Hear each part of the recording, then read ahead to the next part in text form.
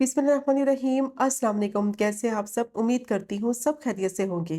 आज बनाएंगे इफ्तार स्पेशल में बहुत ही टेस्टी मैक्रोनी चाट। सिंपल और इजी रेसिपी है और खाने में ये उतनी ही टेस्टी होती है। और इफ्तार में कोशिश होती है कि वो रेसिपी बनाई जाए जो जल्दी भी बन जाए और खाने में भी बहुत ही जायकेदार हो। तो ये वाली चाट मिनटों में बनकर रेडी हो जाती है और इफ्तार पार्टी के लिए बहुत ही बेस्ट रेसिपी है। तो ये मज़ेदार सी मैक्रोनी चाट को किस तरह से बनाया जाता है उसके लिए आपने वीडियो को एंड तक देखना है ताकि रेसिपी का कोई भी पार्ट आपसे मिस ना हो। और अगर आपको रेसिपी पसंद आए तो हमेशा की तरह चैनल को भी ज़रूर सब्सक्राइब करें। तो चलिए टाइम ज़ाये के बगैर शुरू करते हैं इस मज़ेदार सी रेसिपी को बनाना।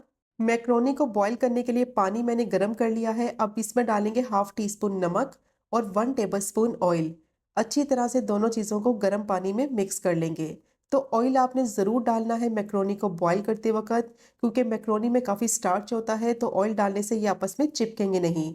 1 कप मैंने मैक्रोनी ली है। एल्बो शेप की मैक्रोनी मैं यूज़ कर रही हूँ, तो आप अपनी पसंद की कोई भी शेप यूज़ कर सकते हैं। और छोटे साइज़ की मैं मैक्रोनी यूज़ कर रही हूँ, इससे जो लुक और टेस्ट है वो बहुत ही अच्छा आएगा। अब मैक्रोनी को इतना बॉईल करेंगे कि ये 100% तक अच्छी तरह से गल जाए। तकरीबन 7 से 8 मिनट तक मीडियम टू हाई फ्लेम पे मैक्रोनी को मैंने बॉईल कर लिया है। और अच्छी तरह से मैक्रोनी जो है वो सॉफ्ट और टेंडर हो गई है। बिल्कुल 100% तक इसको कुक कर लिया है। अब फ्लेम को मैं ऑफ कर दूंगी और इसको टैप वाटर से अच्छी तरह से वॉश कर लेंगे।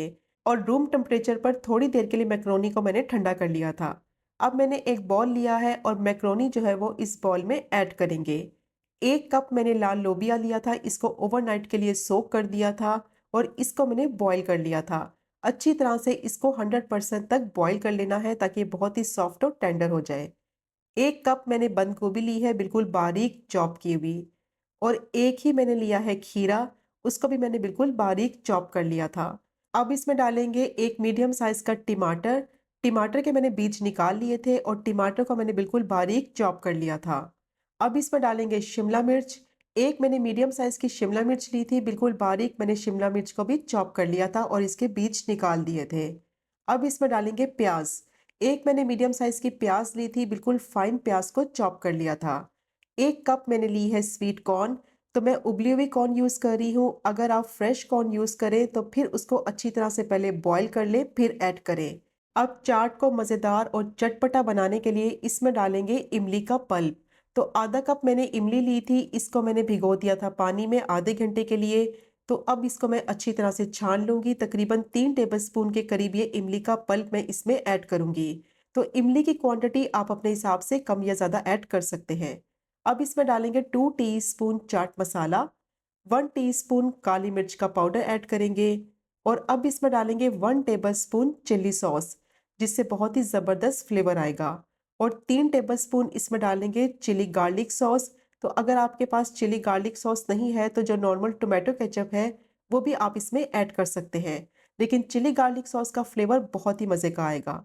अब इसमें डालेंगे हाफ टी स्पून नमक और अच्छी तरह से तमाम चीज़ों को मिक्स करेंगे। तो नमक की क्वांटिटी आपने अपने हिसाब से ऐड करनी है, क्योंकि चाट मसाले में भी नमक होता है और मैक्रोनी को बॉईल करते वक्त भी मैंने नमक इस्तेमाल किया था। तो अब तमाम चीज़ों को अच्छी तरह से मिक्स करेंगे और झटपट से मज़ेदार सी जो मैक्रोनी चाट है वो बनकर तैयार हो गई है। तो देखा आपने, मिनटों में चाट बन जाती है और यकीन करें खाने में ये उतनी ही टेस्टी होती है। स्पेशली इफ्तार पार्टी के लिए तो बहुत ही बेस्ट रेसिपी है। तो चना चाट तो आपने बहुत खाई होगी इफ्तार के वक्त। तो जब आप इस रेसिपी को ट्राई करेंगे और अपने फैमिली मेम्बर्स को बनाकर खिलाएंगे तो यकीन करें वो आपके फ़ैन हो जाएंगे।